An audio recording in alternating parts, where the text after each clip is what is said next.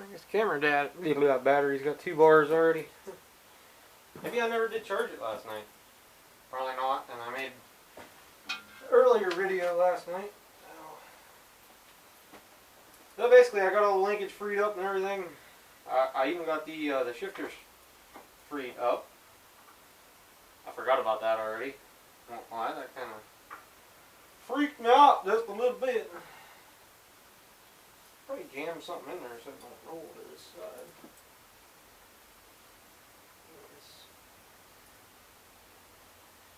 Doesn't take much.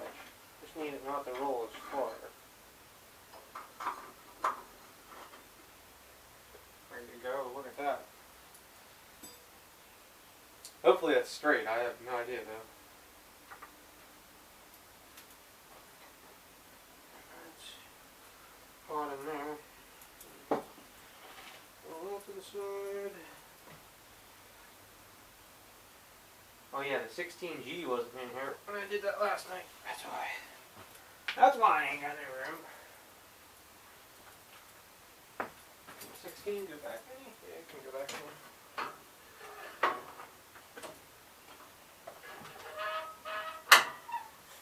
in. Even a couple inches might be enough. So, there he is. Just gonna spin this around, start rolling it in, and then I can put the jack and or a block in underneath of it, and probably a block would be better because then I could slide it. But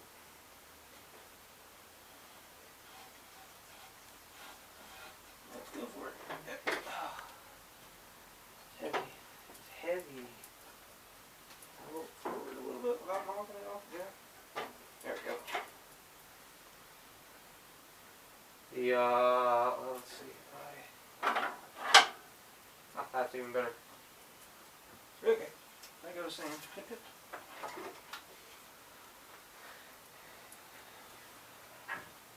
I could probably do a lot of this without picking the motor up.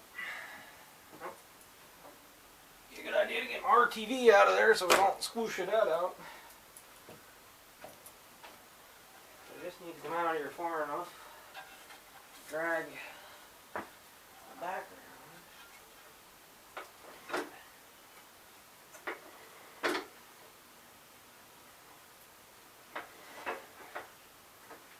I forgot to do something at work today. I should have looked for another float. I'm thinking I'm all out of good usable Kohler floats. So I might have to steal a carburetor off of another machine to get this thing running.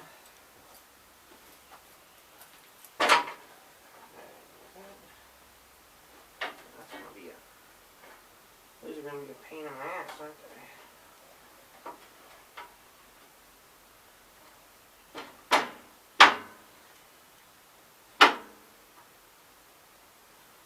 As long as I can get them inside the wheels.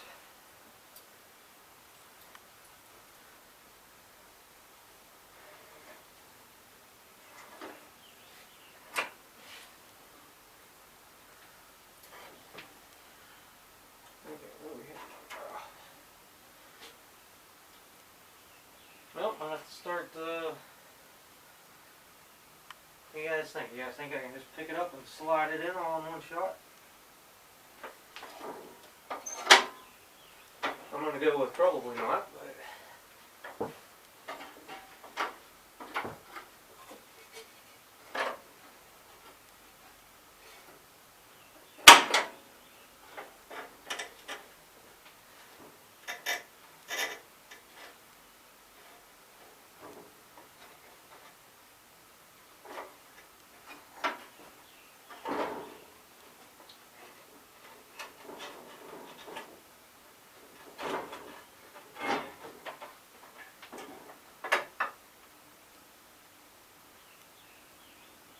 started in there.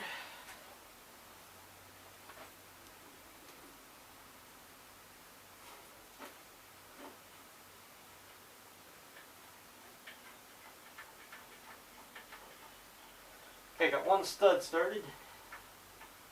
One nut. Oh god.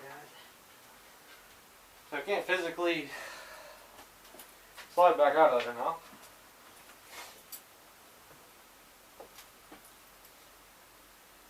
Well, what's going on with me today? If I got allergies or something?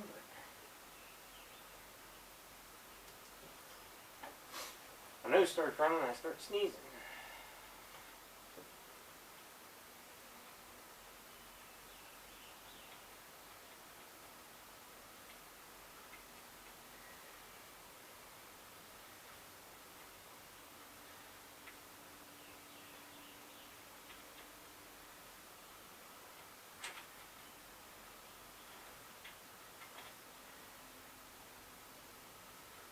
Why will that not start on there? There you go. Just wanted to be a pain in my you-know-what, guys.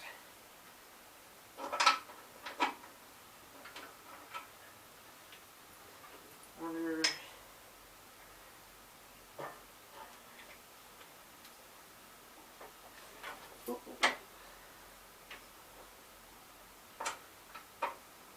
Trying to see if I can get this bolt lined up back here, but sure. Was it 7/8 or 13/16? I think it was 13/16.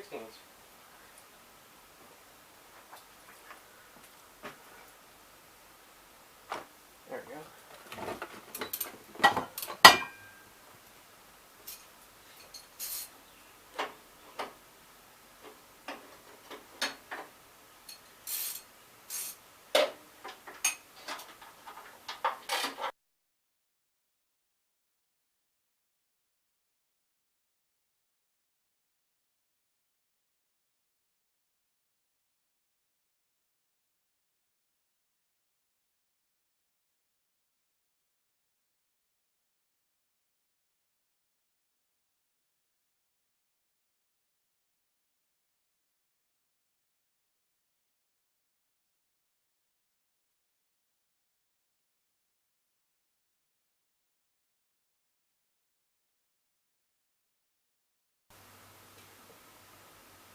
Now, is anybody paying attention and see where I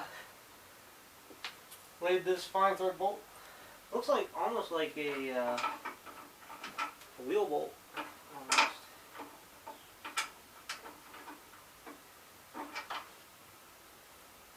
And what it needs. It needs down.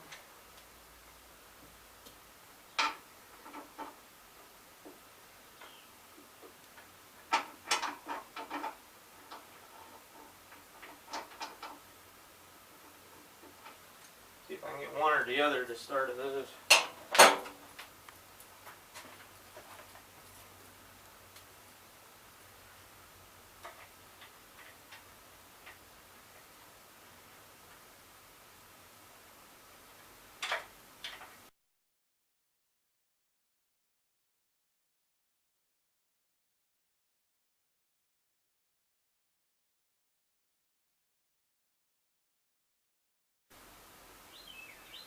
Get that one started. Trick is you have to like push down on the frame to get it started. At least that's what I had to do here. Alright. Impact. Long extension. 3/4.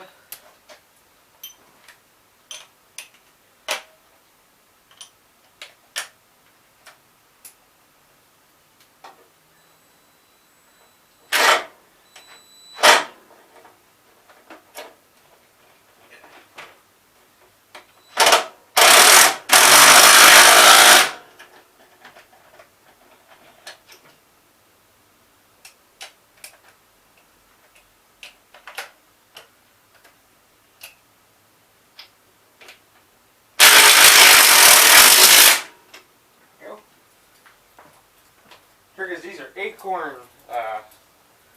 bolts and nuts too, so when you put them in, they actually like self-center and line everything up if it's not perfect. But now I can let the jack down, and I want to take a picture of it getting back together, and then I'll come back at you guys and I'll show you guys hooking up the linkage and stuff if you want to see it. And then basically basically from there we'll turn our attention to the motor, which carburetor points are going to be I think the two major I want to hear it running issue, purely because I am missing the bowl on a carburetor and there's no float, no needle. And I don't think I have another Kohler, a good Kohler float. I don't think. Now I could always go steal it out of something else. You guys are catching on now, aren't you? Alright. Be back with you guys in a few. You guys sitting there Gangnam style? Whatever.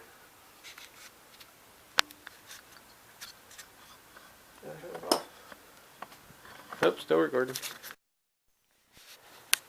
Alrighty guys, so I got the linkage all hooked up and everything while you guys were on the charger.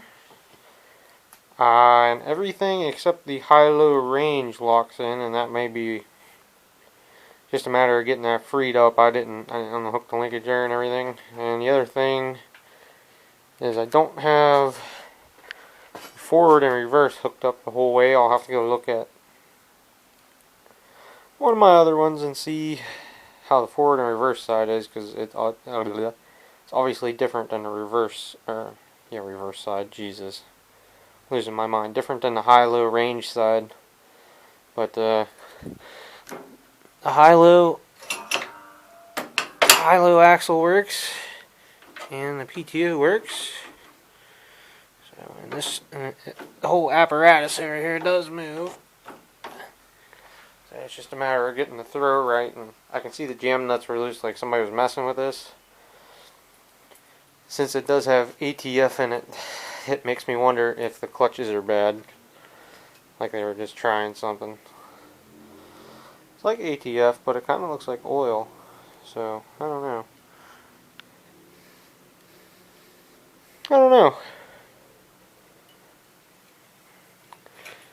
Doesn't smell like gear oil though, I'll tell you that. So basically, next segment here, whenever I pick the camera back up again, is, like I said, I want to hear this motor run. Once I hear this motor run, then I'll be willing to invest more time into this machine. Because basically right now, I could have done all that PTO work for nothing. This motor could be blown up, or the high-low planetary could be grenaded for all I know. I don't know, or the diff gear could even be broke. I don't know. Because obviously his transmission was out, but the PTO was definitely the likely. It looked like they took it apart for parts for on the 432 I got with it. So, alrighty guys, that's going to be it for now. I might have this bar off of here before I come back next time, just because I have no idea why it's on there. No idea. I have a toolbox for this. There's that orange one over there in the tank garage. And I'll probably move along, like I said, to the engine is where I want to go. And then once we get it so to go forward and back, I'll work on the steering. Then we'll work on the electrical system and run on its own, and blah blah blah blah blah. I'll keep going from there. So, alright guys, thanks for watching. Catch everybody on the next one. Later. Realize it's missing a cigarette lighter too, standing here. What are you gonna do? Alright guys, I've done more cleaning than anything since the last one, and you can see here in a second I got the gas tank out, but I got this. This moves with a hammer now, so I'm kind of letting the PB soak in there. I'm not sure which joint is tight. I think it's actually right there would be my guess if I had to bet, but I'll keep hammering out with the blaster. But anyhow, I bet you my 68 had this style originally in it, maybe, I don't know.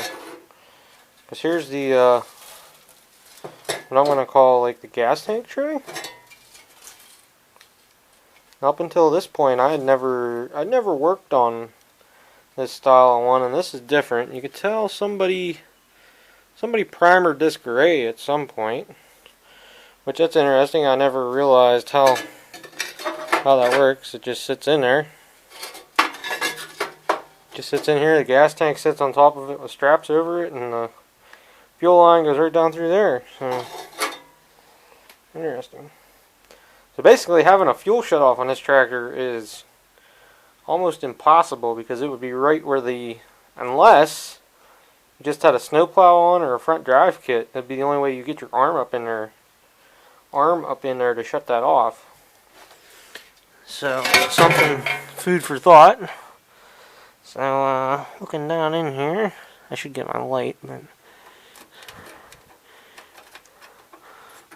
is it a rubber grommet in the frame there? Can't tell if it's yeah. Somebody put a rubber grommet in there. I don't know if that was factory or not. You guys can't see. I'm sorry. I am sorry if I can't see. You guys can't see, right? Right. It looks like somebody put a new voltage regulator in here at some point. It is a starter generator one. Still a little bit of smooch back there in the corner, but you can see where I shop vacked it out back there. Look at you guys. Oh yeah, but there was that much crap back in here from it sitting outside without a hood bolted on it. There's still crap down in here, but I had to get the dash out in order to look at it. But I'm probably going to stick the shop vac hose down in here and clean all the stuff off the top of the steering gear, because I'm going to have to I'm going to have to superheat this baby. I don't know if you guys can see, but I got the steering moving. What it's doing is actually spinning the whole pin. And it's just bending that piece in there. Let me see if I can get it. You guys can see all they're doing is deflecting that pin they have in there. So I'm gonna shop vac it out real good. The problem I had outside is I was worried about lighting this tractor on fire with all the flammable stuff that was in it. So I heated it just enough to get it to work. But obviously it's not enough to make it work 100% right. And I was hunting for, I might as well show you the parts I got for it. That's another gas tank, and it's actually out of a 424. It's wrote on it. I got that a while ago, and it's got a chrome cap. The grill, and over here we have a broken grill with a headlight assembly. And the toolbox obviously is orange. And I got another tire rod end, but it's suffered the same fate as the one that's on it. But this one here may or may not be fixable. Now, I may even do some kind of just Afro engineer fix on it for right now. I can do it on the outer tire rod. The inner tire rod kind of has to be right, just because of the way it works and mounts the gear. So, like I said, let me start to keep shop vac in a little bit more and see how much I can get this cleaned up. It is cleaned up a good bit right now. I can get the steering moving. Obviously, the steering column is free, but it's the pin down there that isn't. And I don't know that my little propane torch is going to be enough to get it. But if I could get the pin drove out of there and clean it up, then I could get it. But I don't know if that pin's going to drive out of there. Is all I got to say. So here we go. Should have done that one. Well, problem is, if I don't have it hooked to the transmission, there's not enough weight to get any kind of muscle behind it. But when I had the transmission out of it, I could have rolled it on its side real easy and worked on that from the bottom and tried to drive the pin up through. But I don't know. Hindsight is 20/20, guys. So like I said, let me shop vac this out some more, and I'll get the torch out and do a little bit more heat work and see what I can do. And I might heat up this joint over here and this pin back here. I got the cotter pin out, but I haven't been able to get it to move either yet. But wasn't too worried about that till I get this apparatus up here all working good. Hand signals helps a lot. Ready, guys? Who's ready to play a game of is the spark components of this any good? And I can't say I got 100% good connection, but let's...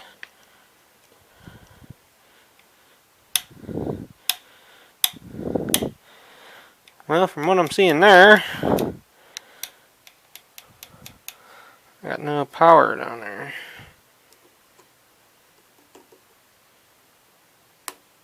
Yeah, I got power in there.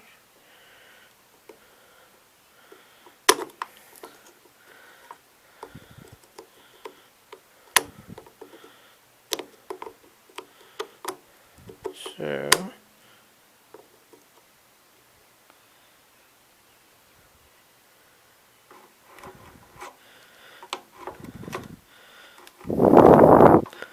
Trick is now, do we have a bad ground? I'm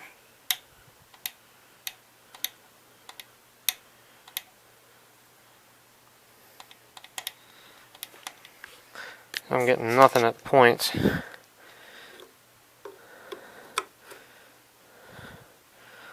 This won't be a perfect setup, but...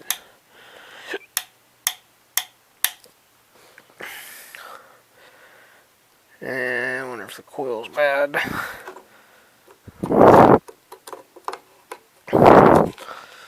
Oh no, I never tried doing it this way. Can you do it this way?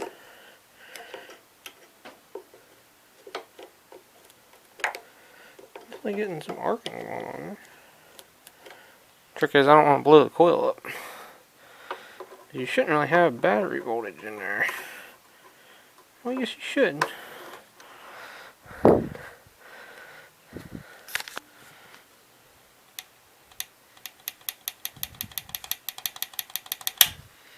Got nothing.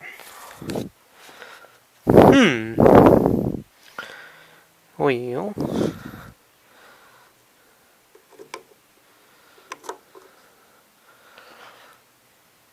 So I might need a coil and a condenser for this.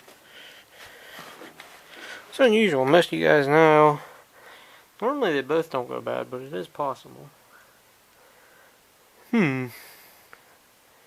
I don't have another coil handy either, just to... I'd have to go steal it off of something.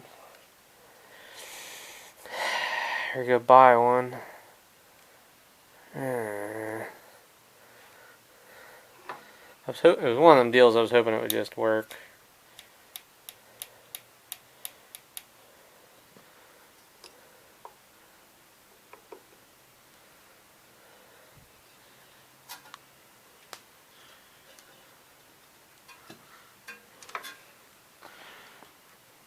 I can see the points are open now.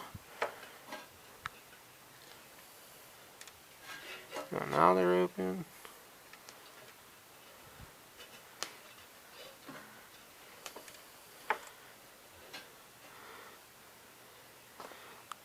I'm thinking they should be closed.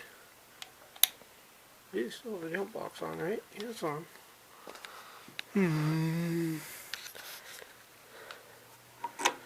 Because normally I do this, make sure the condenser is ground, but that don't mean it's got a good connection to the block.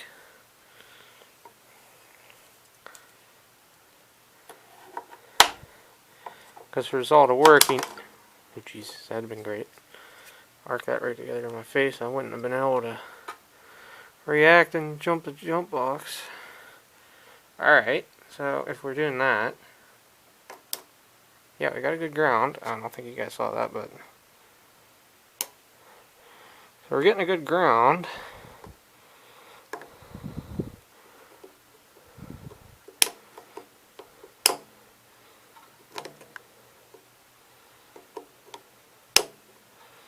So I'm kind of going out on a limb and say the coil is probably bad. Yeah, let me fiddle with this a little bit with both hands.